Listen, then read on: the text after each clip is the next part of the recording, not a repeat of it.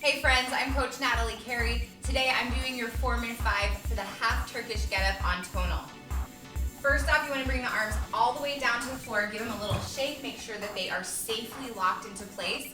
I also want to preface this by saying that I have very short thumbs, so anytime that I turn the weight on or off, I'm going to be using my opposite hand to do that. I recommend that you do it the Tonal way, using your thumb that's holding the smart handle to turn the weight on and off. I'm not going to do it that way because my thumbs don't reach. Let's set up for our Turkish getup. First off, your shoulders line up with the end of the tonal arm. So your head's going to be a little bit past where that tonal arm ends. I roll over onto my side. It's kind of like a half fetal position. The hand that's going to hold the weight is wrapping around the handle. It's on the inside. Other hand is wrapped around the outside. The weight is still off at this point. To get into the starting position, I roll over onto my back and I press up at the same time. Hooray, we're set up for our Turkish getup. Now this knee is up, it's the same as the arm that's overhead. It's always that way, no matter what side you're on. Then lower arm and lower leg are not totally parallel with your body. They are in a slight diagonal because we're gonna do a crunch towards them, out to the side. So here we go, I'm gonna turn my weight on. Arm is straight overhead. Whoop. There we go, now it's on. I crunch on the diagonal onto my elbow. Then I'm gonna come up onto my hand, press my hips up, then lower myself down, elbow, back, all the way down. I do not do a press in between, that arm stays up. Let's do another crunch over to the diagonal, onto that elbow. Hand, hips come up, hips lower, elbow, all the way down. Now I can turn the weight off. Some specific things that I want to talk about on this. That shoulder position, it has got to be so safe and secure in your shoulder joint so that your arm's not going all the way up and down. You start pretty light on this one because it's really challenging to balance in it, and I want you to keep your arms on that hand the whole time. So how we get the shoulder into the correct, beautiful position. Let's go ahead and raise your arm up, and then I want you to rotate your palm from the shoulder forward. All right, now we've got an externally rotated shoulder joint, which means that all of the muscles in your rotator cuff have tightened a little bit around that joint. Beautiful, that's the setup that we want. And it's easy because when you're in your Turkish getup setup, you're already going to be externally rotated with the palms forward. That's your safe setup for your shoulder.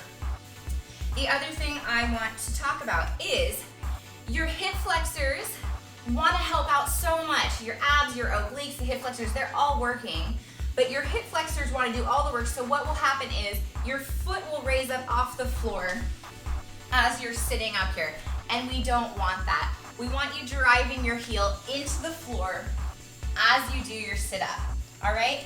And that goes for this other foot as well. I'll see people lift up and they'll lift that heel off the floor like in a cool dance move. No cool dance moves. Keep the heel, both heels connected with the floor the whole time. Something else that I will see people doing is they'll turn this into a weighted sit-up where they're not rotating at all. Remember, we're going on a diagonal, so you are slightly rotating, rotating up. There's just a slight rotation as your body goes up. Something else that I will see people doing, they will just race through this move. No, we want to pause in every single section because as this weight gets heavier, you are going to need to give your body just a second to really hold that position so that you're safe, so that you're balanced, so that your core is able to do its job. We hold it at every single individual position. So what that looks like, this is why people do it really slow. Crunch to the side, hand. Now we bridge. We bring the butt back down, elbow, all the way down. The other thing that I will see people doing on the Turkish getup is moving this supporting hand back and forth. If you have properly set up in your Turkish getup, you should not have to adjust this hand. Does it move a little bit? Yeah, but you shouldn't have to reposition it in every single position. So I set up on a diagonal. I like to do it about 45 degrees. Maybe this is like 35 degrees out from my body. So I crunch over to the side. Now this hand stays exactly where it started from to get me up into that straight arm, and then I can bridge from there. You wanna make sure that you've got your hips extended, you've got space here, and what people will do is they'll move this hand closer and then they can't get their hips up as far.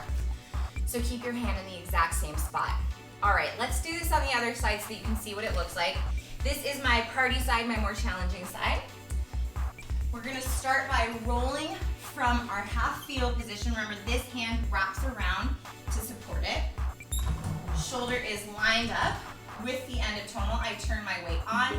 My lower arm and leg are out of diagonal. I'm gonna drive this heel down into the floor as I crunch up to this side. Whoop, a lot harder on this side. Hand is underneath me. I'm keeping my eye on this top hand the whole time. Hips come up, drop the hips down, elbow, all the way down. I keep the weight on, back up we go. Driving that heel down into the floor. Up, drop the hips, elbow, and all the way down. For any of you who have done a Turkish Getup off tonal, this is gonna feel a little bit different. It's a little more challenging because this cable doesn't let you use any momentum. It's harder. I'm Coach Natalie Carey. If this video was helpful to you, please give my channel a subscribe, like this video, and leave me any questions in the comments.